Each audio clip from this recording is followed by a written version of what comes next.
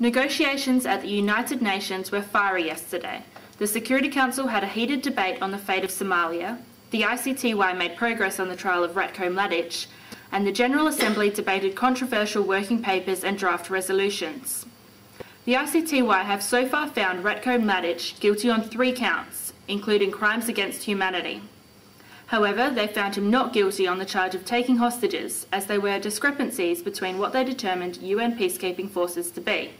More progress is expected to be made today. The Security Council has been debating on the issue of Somalia, with accusations of not giving enough aid and avoiding discussing the real issues in committee. The delegates from Russia, France and South Africa all made their points very clear. However, if a resolution is in sight anytime soon is unclear. In the first GA, Venezuela and France opposed a buyback arms scheme suggested by Sierra Leone, claiming it will supply terrorists with funds. Germany claimed Venezuela is supporting a madman, sparking much debate. The US wanted Libyan assets unfrozen, however Canada believed this would fund another dictatorship in the region. 2 papers were introduced, one proposed by China and one by the US. SAMUNC World Update's reporter Andrew Ong spoke to the US delegate yesterday.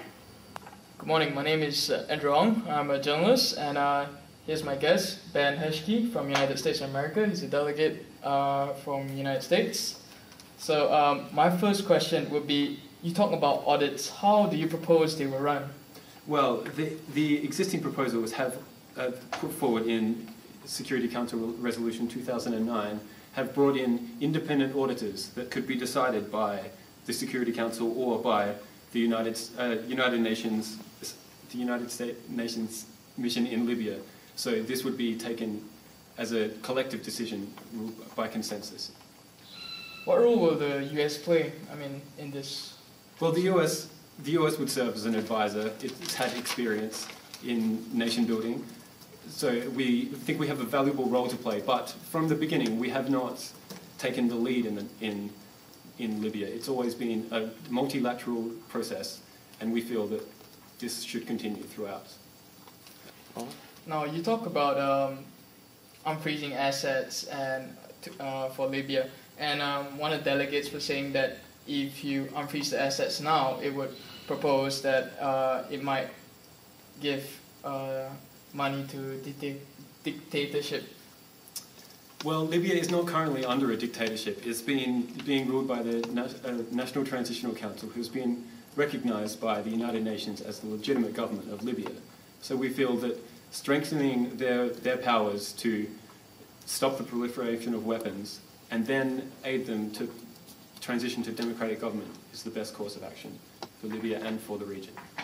Wouldn't that promote more chances for terrorist organizations to take upper hand of this situation? We think that at the moment, with an unstable nation and a government that does not have rule of law over all of the country, that is a breeding ground for terrorism. So we think any immediate actions that we can take now would be in the best interest of Libya. And we also have wide support for this from nations, including China, who proposed the draft resolution. And this by no means is superseding the resolution proposed by China. My next question would be, the US supports the bombing by NATO, but Libya believes it has led to high casualty rate. Do you think that there might be other alternatives in this solution other than just bombing various military installations by Gaddafi? Well, the NATO bombing was in response to Security Council Resolution 1973, which was to protect civilians from their own government. And we're talking about a government who had waged war on its own civilians. The Gaddafi regime had threatened to make the streets run rivers of blood, and we feel that although no intervention is ever perfect, we feel the situation now is much better than it would have been had Gaddafi stayed in power. Cool. My last question is, Venezuela has been very keen on Libya maintaining its own support and finding its own way, at the same time providing funds, but what are your thoughts about that? Well, the United States is very aware of the close relationship in the past between Libya and Venezuela, and although there are many things that the United States and Venezuela disagree on, that won't stop us from engaging constructively in the debate over the issues tomorrow. All right, thank you very much. Thank you.